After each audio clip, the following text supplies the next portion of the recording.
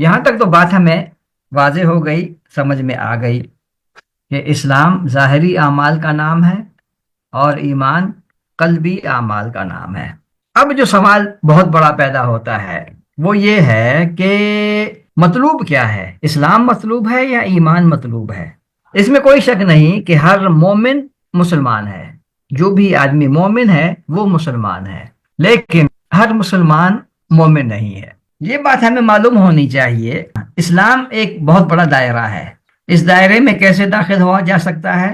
جو بھی آدمی اشہد ان لا الہ الا اللہ و اشہد ان محمد رسول اللہ کی گواہی دے گا وہ اس بڑے دائرے کے اندر داخل ہو جائے گا۔ اب اس بڑے دائرے کے اندر ایک چھوٹا سا دائرہ ہے، اس دائرے کو ہم کہتے ہیں ایمان۔ تو آدمی بڑے دائرے میں تو داخل ہو سکتا ہے، اشہد ان لا الہ الا اللہ و اشہد ان محمد رسول اللہ کہہ کے داخل ہو سکتا ہے۔ اب وہ آدمی چوری کرے، وہ آدمی جھوٹ بولے، وہ آدمی سود کھائے، وہ آدمی کچھ بھی کرے، جب تک کہ وہ اشہد ان لا الہ الا اللہ اشہد ان محمد رسول اللہ کہہ رہا ہے وہ اس دائرے سے باہر نہیں ہو سکتا، جب تک کہ اس سے کفر صادر نہ ہو، اس وقت تک اس کو ہم اس دائرے کے اندر سمجھیں گے۔ دوسرا جو دائرہ ہے، جو ایمان کا دائرہ ہے اور جو مطلوب ہے، اصل میں جو اصل مطلوب ہے، اس میں داخل ہونے کے لیے قلبی اعمال کی ضرورت ہے، اور اس میں داخل ہونے کے بعد جو ایمان کا دائرہ ہے اس میں داخل ہونے کے بعد اسلام کے دائرے سے باہر آدمی گناہ کرنے سے خارج نہیں ہوگا۔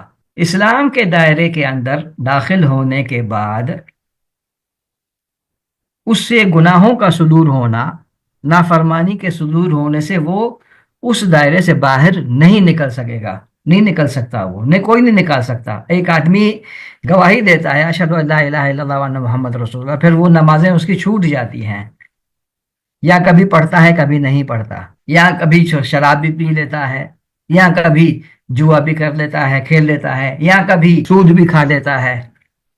یہ سارے اعمال کرنے کے باوجود وہ اس دائرے کے اندر رہ سکتا ہے، اس سے باہر نہیں نکلے گا۔ لیکن جو دوسرا والا دائرہ ہے ایمان، اس دائرے میں داخل ہونے کے بعد اس دائرے سے باہر نکلنا بہت آسان ہے۔ وہ کیسے؟ وہ اس طرح سے، آپ صلی اللہ علیہ وسلم نے فرمایا کہ مفہوم حدیث کا بتا رہا ہوں، زانی جب زنا کرتا ہے اس وقت مومن نہیں ہوتا، اور چور جب چوری کرتا ہے اس وقت وہ مومن نہیں ہوتا۔ تو کیا معلوم ہوا؟ اس سے پہلے وہ مومن تھا تو اس کے بعد وہ مومن نہیں رہا۔ تو اس کا مطلب یہ ہے کہ اس دائرے میں داخل ہونے کے بعد اس بات کی کوئی گارنٹی نہیں ہے کسی کے پاس کہ وہ اسی دائرے کے اندر رہے گا، ہو سکتا ہے وہ کسی بھی وقت اس دائرے سے باہر نکل جائے۔ تو معلوم یہ ہوا کہ ایمان وہ ایک طرح سے پارا ہے، پارا معلوم ہے، کبھی اوپر جاتا ہے کبھی نیچے آتا ہے۔ وہ پارا جو ہے نا، ایمان کا جو پارا ہے، وہ گھٹتا بھی ہے وہ بڑھتا بھی ہے، وہ زیرو بھی ہو سکتا ہے، جس طرح سے ہمیں حدیث میں معلوم ہوا۔ اسلام لانے کے بعد آدمی جہنم سے نجات حاصل کر سکتا ہے، کر لی، اس نے نجات حاصل کر لی ہے۔